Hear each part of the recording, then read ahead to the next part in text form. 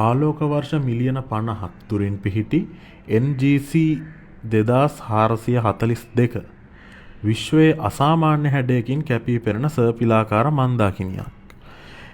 එහි මැදේ ඇති දිගු තීරුවෙන් විහිදෙන සර්පිලාකාර බාහු දෙක නිසා එය කොක්කක් මෙන් දිස්වනවා.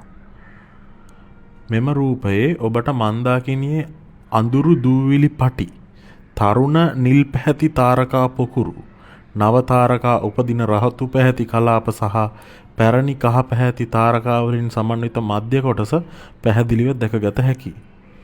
විශේෂයෙන් ඉහළ දකුණු දිශාවේ ඇති දිගු සර්පිලාකාර බාහුව තුල තාරකා උපත ඉතා ක්‍රියාශීලීව සිදුවනවා. විද්‍යාඥයන්ගේ අදහස අනුව මෙම විකෘති හැඩය ඇති වී ඇත්තේ අතීතයේ කුඩා මන්දාකිනියක් සමග සිදු වූ සමීප ගුරුත්වාකර්ෂණ හමුවක් නිසා. එම අන්තර්ක්‍රියාව මන්දාකිනියේ ව්‍යුහය වෙනස් කර තිබෙනවා. අද අපි දකින මෙම අලංකාර හැඩය නිර්මාණය කර ඇත්තේ එම ගුරුත්වාකර්ෂණ හමුවයි. NGC 2442 සැබෑ විශාලත්වය ආලෝක වර්ෂ 1,50,000ත් ලක්ෂ 2ක් අතර දිව යනවා. මෙම දුරේක්ෂ රූපය අනාවරණය කරන ප්‍රදේශය ආලෝක වර්ෂ ලක්ෂ 2කට වැඩි පරාසයක්. එය විශ්වයේ මන්දාකිනි එකිනෙකා සමග අන්තර්ක්‍රියා කරමින් නිරන්තරයෙන් පරිණාමය වන ආකාරය පිළිබඳ අපූර්ව සාක්ෂියක්.